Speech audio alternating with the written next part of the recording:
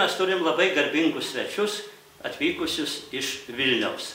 Na ir kaip tik pradedant transliacijas šito informaciniu kanalu, kurio tikslas bus daugiausia propaguoti Žemaitijos kultūrą, mes norime jums pristatyti į Žemaitiją atvykusius iš Lietuvos sostinės. Bet vykome per Platelius, kur įvyko Žemaitijos nacionaliniam parke knygos Žemaičiai gyvenimai ir šventės pristatymas. Pristatymas labai šiltas, malonus, jaukus, nors Žemaitijoje tikra žiema, skirtingai negu Vilniuje. O dalyvauja kartu tai leidyklos vyriausia redaktorė Audronė Kairienė, knygos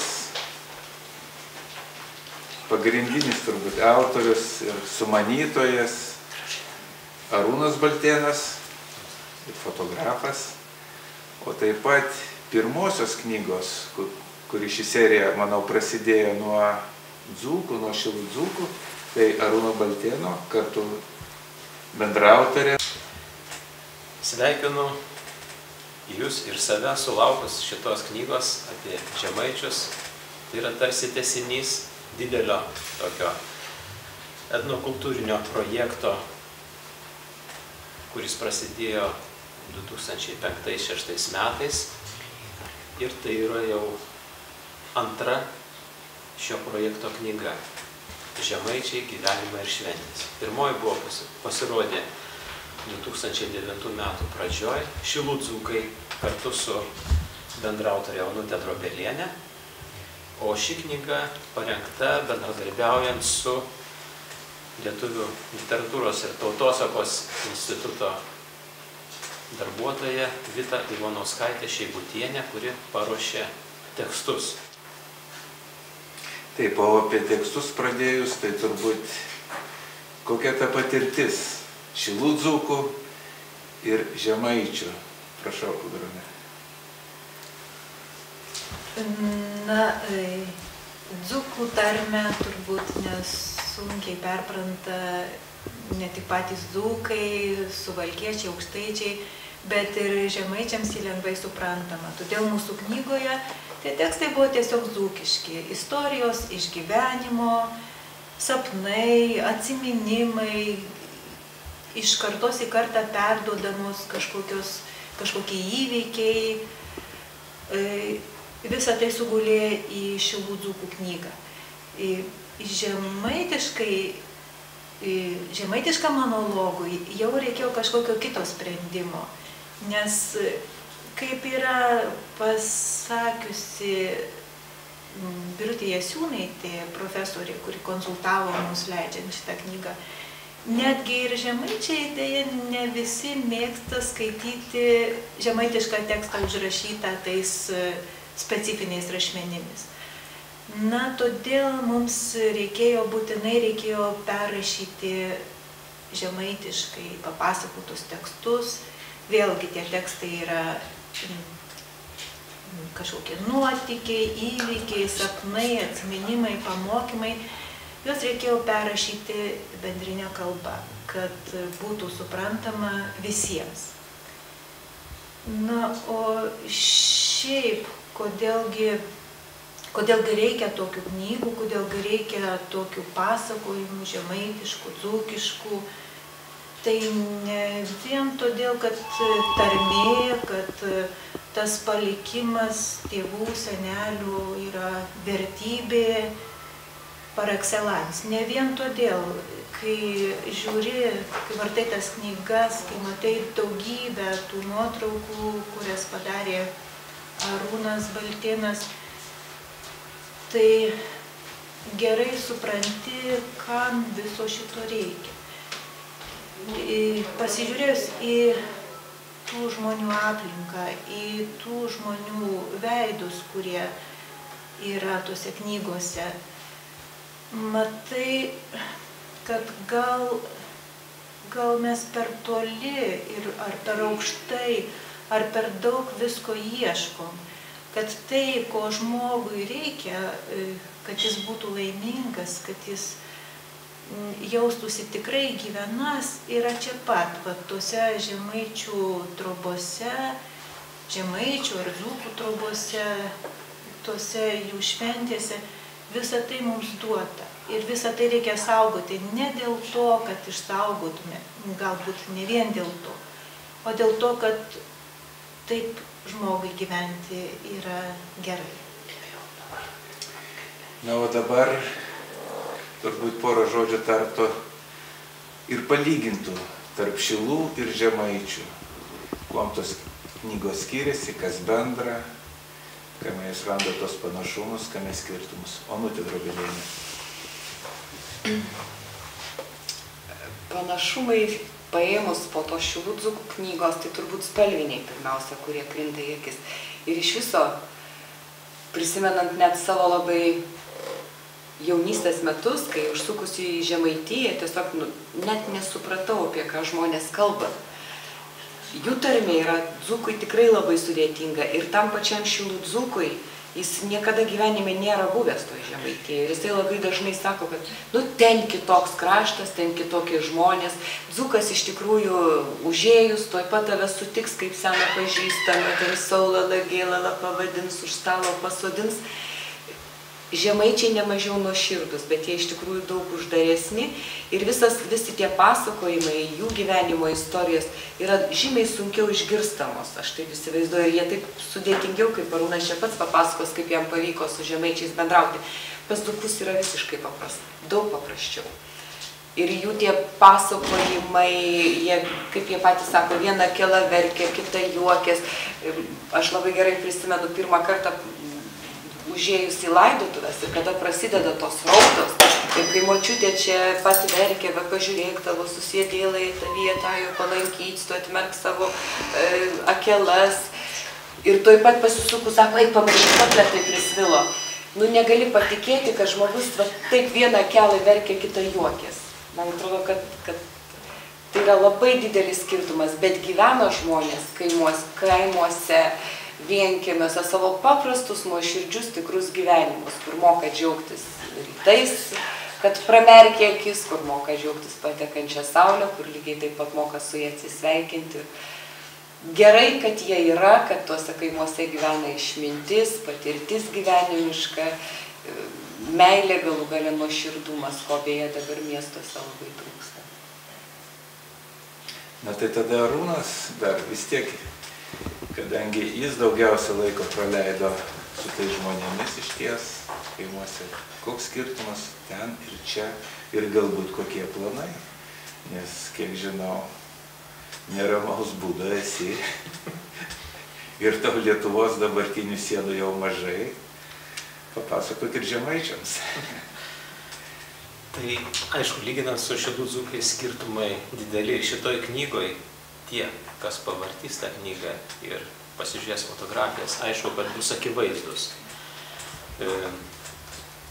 Toks pat galbūt skurdus privatus gyvenimas, teisingiau, ne visas tas privatus, aš tiesiog ieškojau tokių gyvenimų, tokių namų, kur ta aplinka būtų kuo labiau archaiškesnė.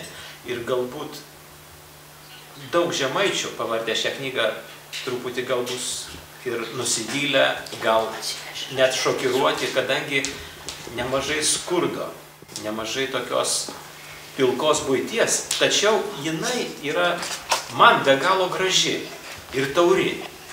Ir lyginant su dzūkais sunku pamatyti skirtumus virtuvėlėse ar kambariuose gyvenamuose. Tačiau skirtumai pradeda ryškėti, kai pradedama švęsti. Ir čia žemaičiai jau yra tiek skirtingi, ne tik nuo dzūkų, bet apskritai visoje Lietuvoje, kadangi jų šventės tai yra misterijos, tai yra oratorija, tai yra teatras, tai yra viskas, ten jie atiduoda viską tai šventėjai. Ir tiek, kiek jie yra santūrus paprastam gyvenime, tai sunku suvokti, kaip jie atsiduoda tai šventėjai. užgavėnės virsta tokiu karnavalu, kad ten būnantis šalia negali nustovėti ir likti paprastų žiūrovų. Jisai būtinai pradeda dalyvauti, įsijaučia ir juokiasi, net ašaros gali ištrykšti nuo tų jausmų antplūdžio. Jeigu gieda kalnus namuose, tai yra tarsi orkestras. Jeigu dar triūbai groja, tai groja taip, kad namai dreba. Arba jeigu groja bažnyčioje, tai ta visa bažnyčia dreba. Virpa sienos iš tiesų. Pievėnuose fotografavau Velyknakčio naktį. 3 metus iš eilės. Ne todėl, kad pirmą kartą nepavyko nufotografuoti, bet kartą nuvažiavęs nebegalėjau kitais ir dar kitais metais nevažiuoti, kadangi ten yra tikros Velykos. Ir palikdavau šeimą, tom 2 dienom važiuodavau ir fotografuodavau, o paskui prisijungdavau tik prie šeimos šventės tik tai sekmadienio popietę, nes toli grįžti iš Žemaitijos. Bet niekur kitur taip nejutau Velykų kaip Pievėnų bažnyčioje. Šitoj knygoje jūs pamatysit keletą fotografijų.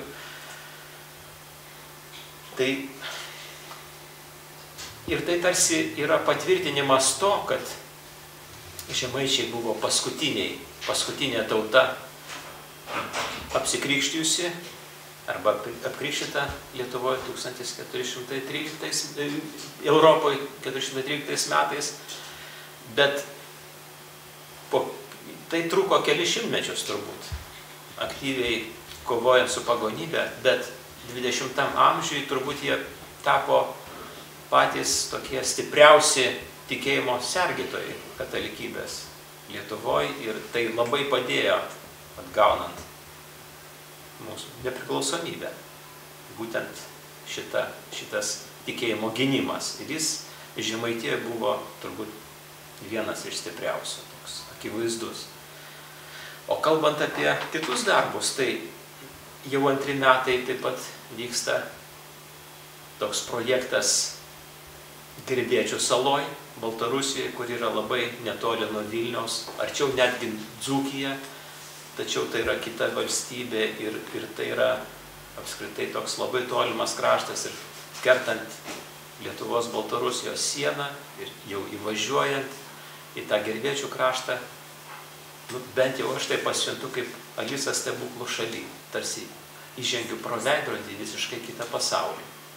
Tai ten dirba keletas labai rimtų mokslininkų ir kalbininkų, ir etnologų, archeologų ir manau, kad tas darbas yra remiamas Lietuvos mokslo tarybos, rezultatai jau dabar matosi ir matyt, kad vienas iš tokių to darbo kaip ir rezultatų tai bus knyga, nežinau ar panašiai šitą, ar kaip tęsinys, ar kitokia, tačiau tie darbai tęsiasi ir manau, kad dar daug labai Lietuvoje yra vietų, kur galima tą daryti, galima dirbti.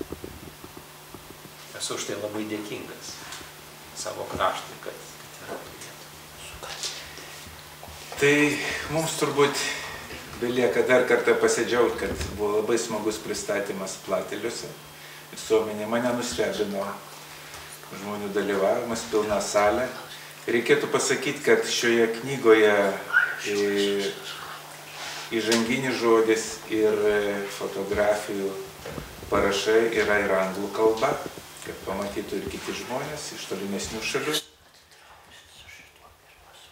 O baigiant turbūt reikėtų visiems žemaičiams palinkėti ateinančių linksmų švenčių. Sėkmės visiems. Aš noriu paliesti tą knygą, tikrai dar šilta, kvepia spausdiniais dažais ir labai noriu padėkoti visų žiūrovų ir Plungės ir Telšių vardu, kad jūs tokią puikią kalėdinę dovaną dovanojat žemaičiam. Na ir būtų be abejo įdomu, kur šitą albumą bus galima įsigyti. Telšiai ir Plungė turi knygynus, tai tuose knygynuose jau yra. Kūrybinės ir visokeriopos kitokios sėkmės su artėjančiom kalėdom ir naujaisiais metais. Taigi, mėly žiūrovai, ačiū ir jums, kad žiūrėjote ir nepamirškit, kad Žemaičių žemę papuošė šitoks puikus kūrinys albumas.